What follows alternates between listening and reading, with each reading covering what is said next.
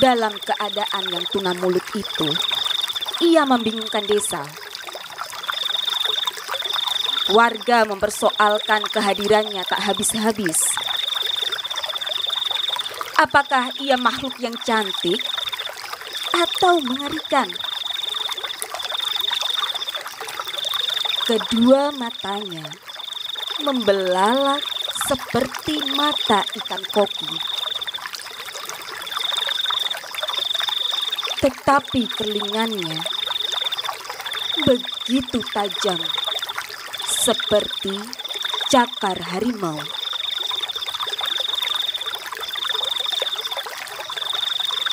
Hidungnya bangir, namun tidak kepanjangan seperti Petruk. Kulitnya lembut dan hangat. Wajah dan air mukanya bagi kami semua, baik itu laki-laki maupun perempuan, sangat cantik. Kata tukang jual somai, tanpa mulut, perempuan itu justru seperti bidadari. Siapa saja yang memandangnya dengan bebas dan rahasia, dapat menempelkan dalam angan-angannya jenis mulut yang mereka sukai. Wajahnya itu begitu luas. Diberikan mulut apapun, cocok.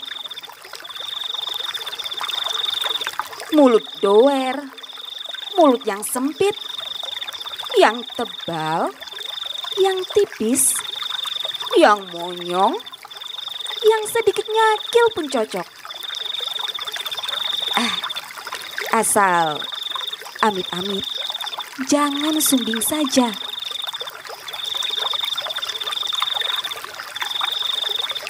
Tukang ojek yang biasa nonton film India dan gila dangdut itu sukanya bibir doer.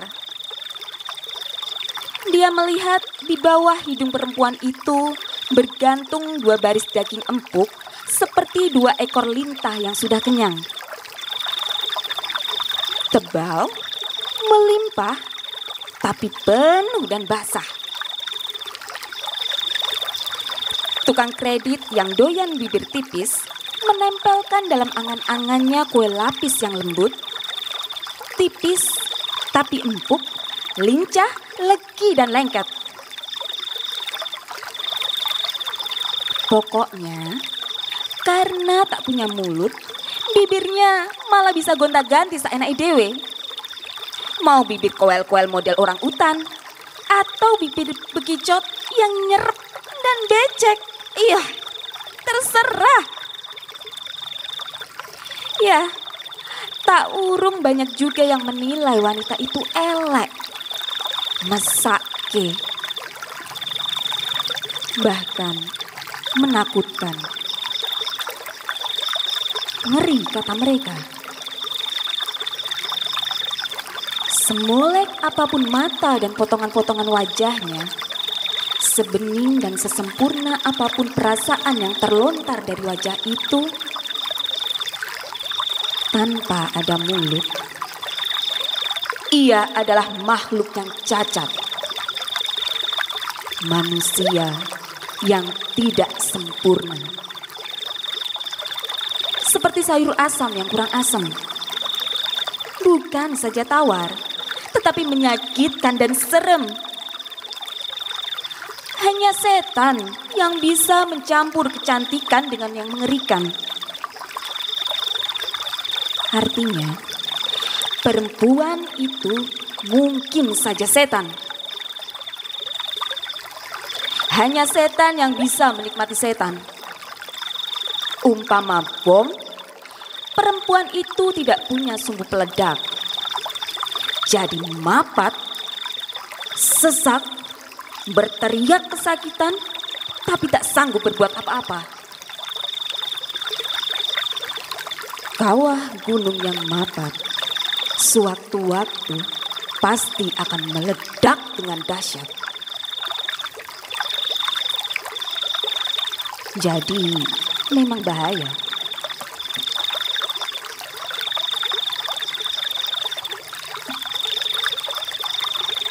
Pro dan kontra berlangsung lama. Makin lama makin panas. Hampir memicu bentrokan. Ada kelompok yang mau mendepaknya karena dianggap membawa sial. Ini kiriman iblis, kata mereka. Lawannya mempertahankan atas nama kemanusiaan yang adil dan beradab. Hei, jangankan wanita, cacing pun harus dilindungi dari ketidakadilan, kata mereka.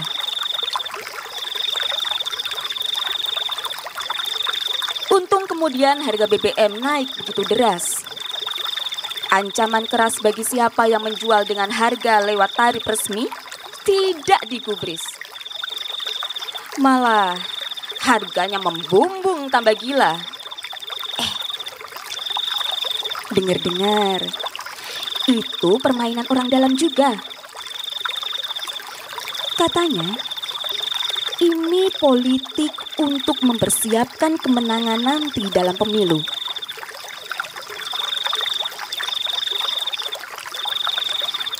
Kami terpaksa berhenti berantem perkara wanita tak bermulut itu. Perlahan-lahan kami jadi terbiasa. Bahkan kemudian terasa dia sudah jadi bagian dari desa kami. Tak ada yang terganggu lagi. Tak ada pro dan kontra. Diterima wae. Persis seperti kami menerima siang dan malam, panas dan hujan, matahari dan bulan, malaikat dan iblis, nyamuk dan cecak. Mulanya kami memang berdebat. Tetapi itulah yang buat kami semakin mendekat dan kemudian bersatu. Tidak ada lagi yang ingin mengusirnya dari desa. Bahkan, kalau lama dia tidak lewat di jalan, mungkin sakit atau apa begitu, kami jadi gelisah. Lalu kami sowan ke rumahnya. Kami orang desa, rasa bebrayan masih tebal. Gotong royong kami bukan bohong. Belum luntur seperti orang kota. Bergiliran, kami membantu wanita itu kalau ia butuh pertolongan.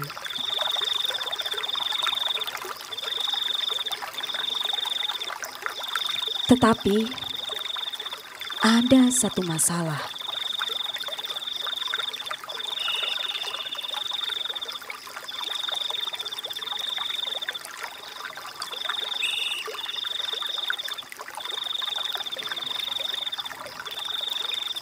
Seorang petugas muncul dari pusat.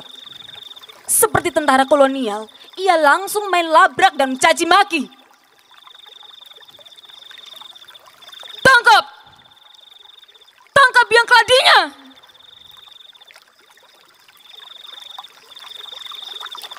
Tangkap. Serunya memberikan instruksi pada suatu pagi yang cerah ketika para pedagang baru menghidupkan pasar dan anak-anak mencangking bukunya jalan kaki ke sekolah.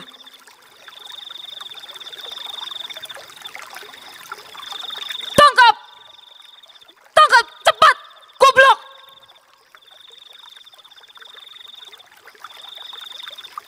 Hansip di desa kami sangat patuh pada perintah atasan. Apalagi atasan dari atasannya. Merasa petugas itu bergigi besar, mereka buru-buru menghunus pentungan yang biasanya tak pernah mereka jamah. Rumah wanita itu dikepung. Lalu wanita itu ditarik keluar. Mana mulut kamu? Teriak petugas itu ngos-ngosan.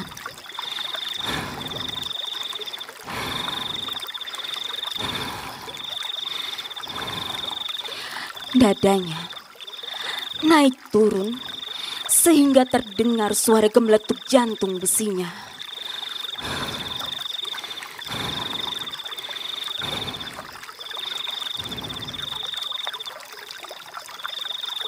Kami yakin ia terkejut melihat ada muka yang tidak pakai mulut. Jelas, dia ngeper juga. Mana mulut kamu? Wanita yang tak bermulut itu tercengang. Bagaimana bisa menjawab kalau tak punya mulut? Hanya matanya menatap dengan lunak. Dan kami semua sudah terbiasa. Mengerti itu bukan tatapan biasa. Itu adalah sebuah tatapan yang jujur. Tetapi petugas itu tidak mendengar apa-apa. Ia pasti tidak bisa menangkap suara dari pandangan mata wanita itu. Lantas ia menggebrak dengan suara yang lebih keras untuk menyembunyikan kebodohannya. Kamu sembunyikan di mana mulut kamu? Suaranya tercekik karena nyalinya kejepit. Kami yakin ia belum pernah menjumpai, jangankan wanita, manusia yang tidak bermulut. Di Amerika pun tidak ada.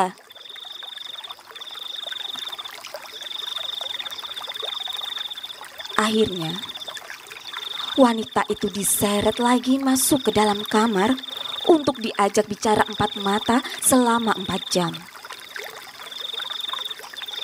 Dan ketika semua pertanyaannya tidak pernah dijawab, habis bagaimana mau menjawab?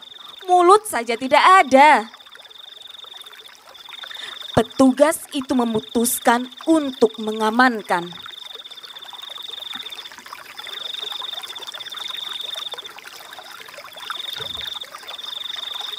Demi menjaga keamanan bersama, perempuan ini akan kita amankan dulu.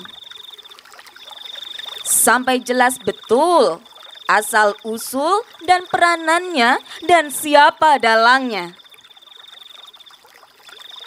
Siapa aktor intelektualnya? Kenapa dan mengapa ia tak punya mulut? Apa maksudnya? Dan yang lebih penting dari semua itu, dari mana asalnya dan siapa yang sudah mengatur sampai semua warga resah sehingga semua menerima begitu saja tanpa mampu mempersoalkan kenapa ia tak punya mulut? Ini pengacauan. Ya, ini subversif.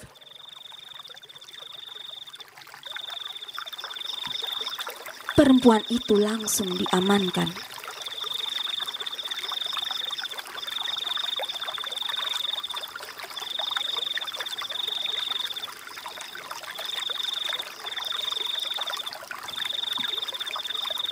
Setahun kemudian, wanita itu pulang.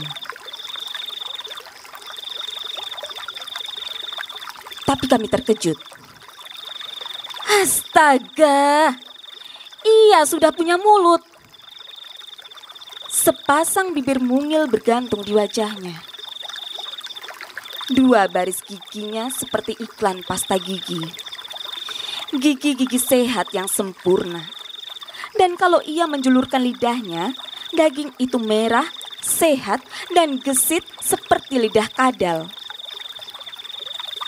Mulut yang benar-benar kelas 1. Ia sekarang sudah terbiasa bercerita dengan fasih dan panjang lebar.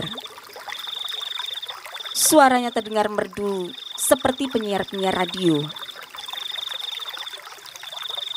Ketika menjelaskan bagaimana ia sudah menjalankan operasi plastik di mancanegara dengan tanggungan biaya yang 100% dari kocek sponsor,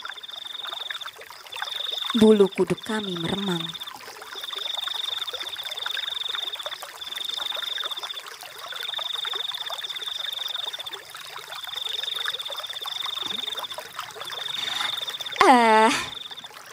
Kini aku sudah punya mulut. Aku tidak minder lagi. Aku sama seperti kalian yang lain. Bahkan mulutku ini sudah terlatih dalam banyak hal.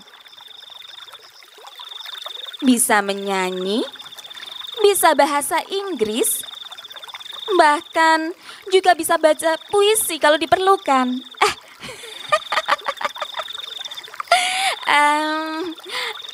Maaf, sekarang sudah bisa cipokan.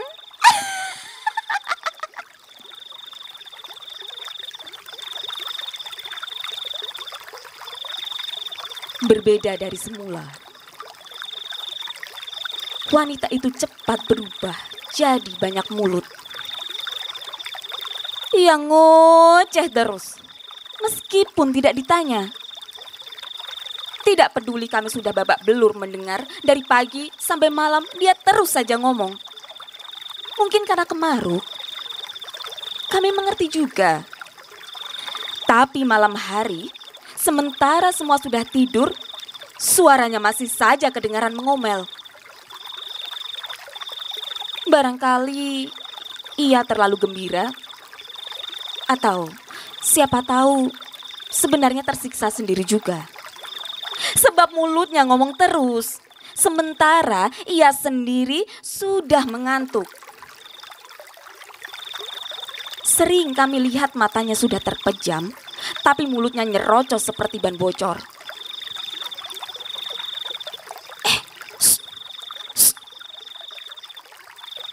Ia masih ngomong terus, lapor tetangganya. Penilaian kami berubah sesudah wanita itu memiliki mulut. Yang dulu menganggap dia cantik tapi sayang tanpa mulut, sekarang berbalik merasa terganggu karena dia kelebihan mulut. Perempuan cerewet, bawel, menyebalkan. Mulutnya merusakkan kecantikannya, menodai kepribadiannya. Yang dulu membencinya jadi semakin jijik. Mereka menganjurkan supaya perempuan itu menutup mulutnya kembali seperti dulu sebelum orang lain yang melakukannya dengan kekerasan.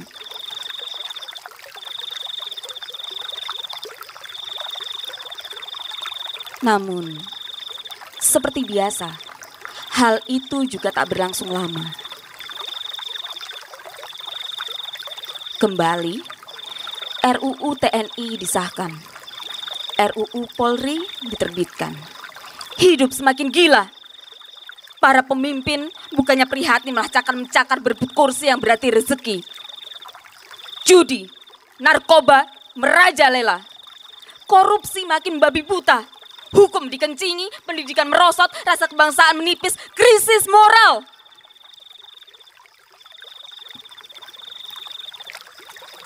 Orang-orang pinter sibuk membicarakan bagaimana caranya menyelamatkan generasi muda sementara mereka juga sedang tenggelam.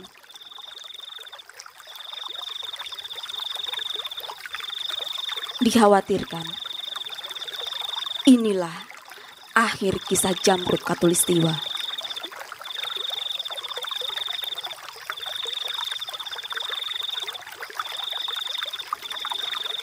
Dalam tempo sebulan, kami mulai terbiasa dengan wanita tak bermulut yang sekarang kebanyakan mulut itu.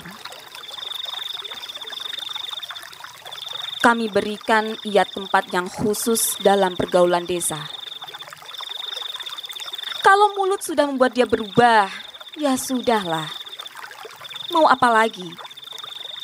Lalu kami sibuk menggarap kesulitan sehari-hari yang terus datang beruntun. Entah apa saja yang sudah dikerjakan oleh para pemimpin yang waktu kampanye mengobrol janji surganya itu.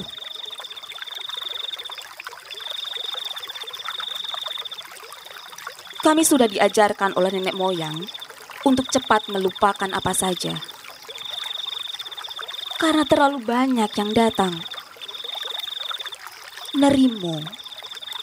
Begitu. Habis. Kalau semuanya diingat, belum tentu sebulan, kami sudah gila semua. Tapi dilalah, petugas dari pusat itu datang lagi. Tangkap perempuan yang kebanyakan mulut itu! Tangkap sekarang juga! Subversif! Pengacau! Tangkap!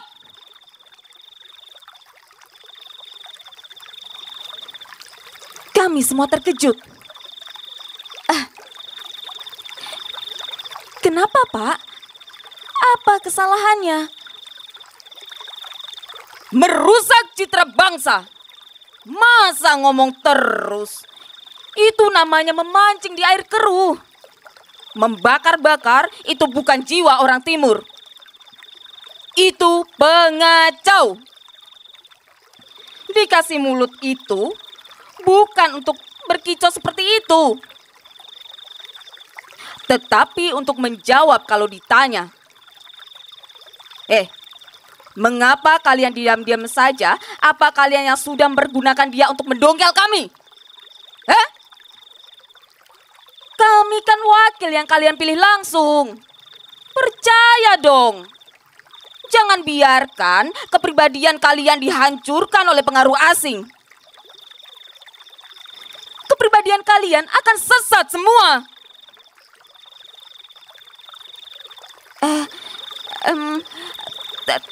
Tapi katanya mulutnya itu Bapak yang memberikan.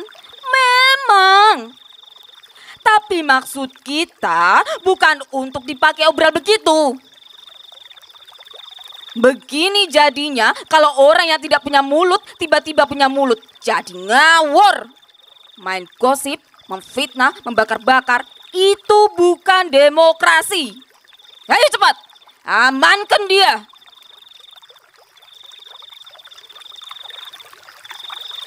Setahun perempuan itu menghilang.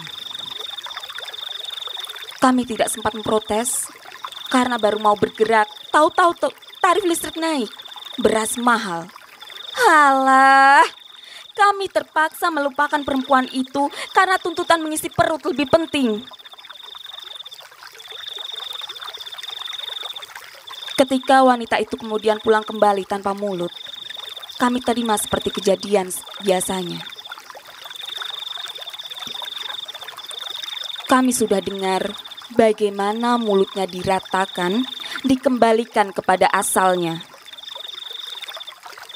Di bawah hidungnya yang cantik itu sekarang, kembali tegalan yang penuh dengan misteri. Kosong, tapi sesak dengan suara-suara terpendam seperti dulu. Bedanya, semuanya tidak bisa dikembalikan persis seperti semula. Banyak yang berubah, antara lain matanya. Meskipun bentuk mata itu ukurannya seperti dulu, tapi sinarnya sudah lain.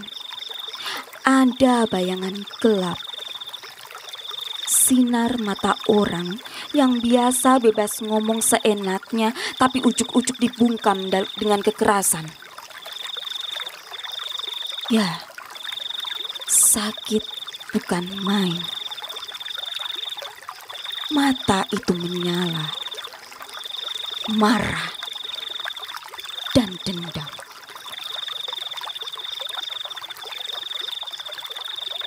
Kami sedih, kami ingin menolong. Tapi sekali lagi muncul halangan. Uang pendaftaran anak-anak sekolah naik, tarif listrik juga ikut ngaceng. Kembali kami tak sempat ikut memikul beban perempuan tak bermulut itu. Kami sendiri nyaris terkubur nasib hidup-hidup. Untung kami sudah dilatih berkali-kali lipat oleh pemerintah jadi orang miskin. Jadi kami cepat terbiasa menahan sakit. Tetap mampu mengencangkan tali pinggang, tidak boleh mengeluh, dan kalau perlu, makan batu.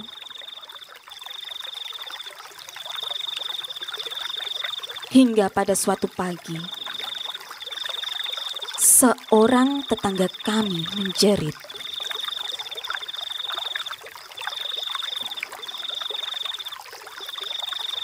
Ya Tuhan, wanita tak bermulut itu bergantung tergantung di cabang pohon nangka dalam keadaan sudah tidak bernyawa.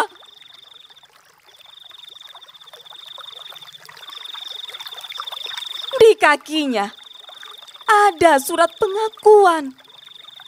Suara yang tak mampu ia katakan sendiri.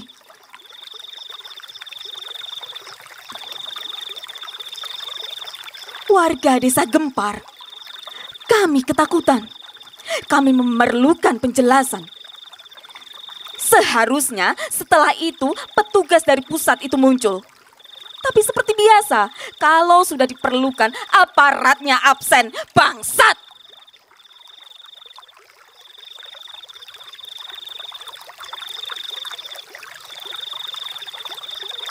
Tapi beliau sudah lama sakit-sakitan.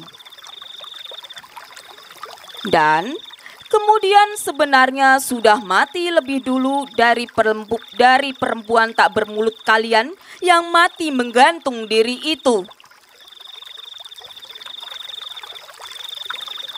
Bunyi surat dari pusat. Kami bingung oleh kejadian beruntun itu. Kemudian kami menunggu, bersiap-siap kalau harga BBM naik atau tarif listrik kembali naik. Atau ada bom meledak agar kami bisa mengalihkan pikiran, mengelak, berpegang supaya tidak dikubur pertanyaan-pertanyaan yang tidak ada jawabannya.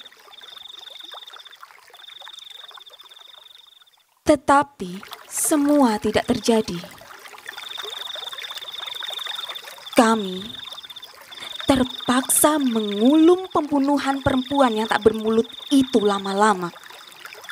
Sampai kenyang, sampai kembung, sampai bosan dan muak, lalu muntah, dan akhirnya terbiasa.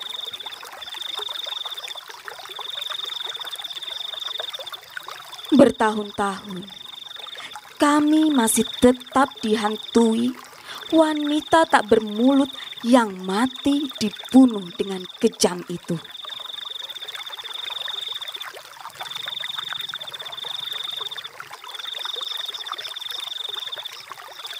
Halo? Hah? Apa? Oh iya. Oke. Aku kesana sekarang ya.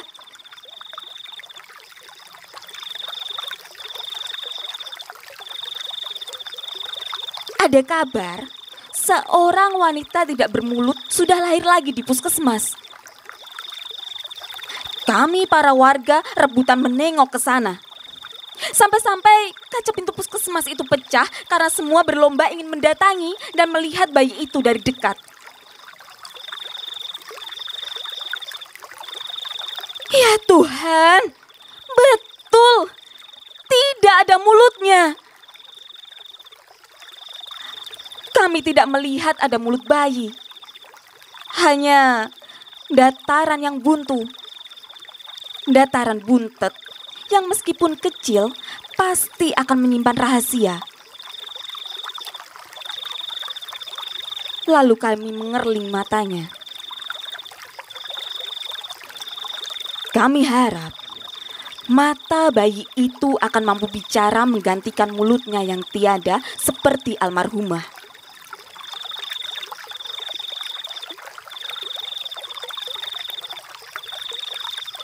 Tapi yang kami harapkan tidak terjadi. Sekali lagi, ya Tuhan, bayi tak bermulut itu ternyata seorang bayi cacat biasa. Memang benar ia tanpa mulut, tetapi matanya itu, aduh sialan. Ya Tuhan, matanya itu kok kosong melompong. Ternyata itu bukan mata yang mencakar seperti mata wanita yang digantung itu. Mata bayi yang tidak bermulut itu hanya mata manusia biasa yang tak menolong ketiadaan mulutnya. Ia berbeda. Kami jadi amat sangat betul-betul kecewa.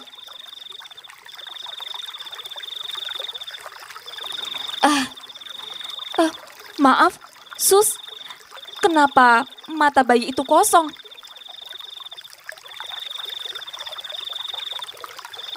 Iya, sudah kulino, bisik perawat.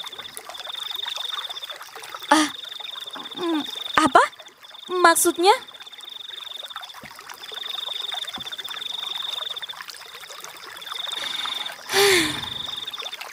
Dokter bilang ini generasi kedua. Jadi sudah kulino. Meskipun ia tidak punya mulut, ia tetap tenang karena sudah terbiasa.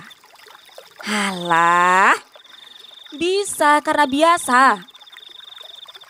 Ia sudah nerimo nasibnya.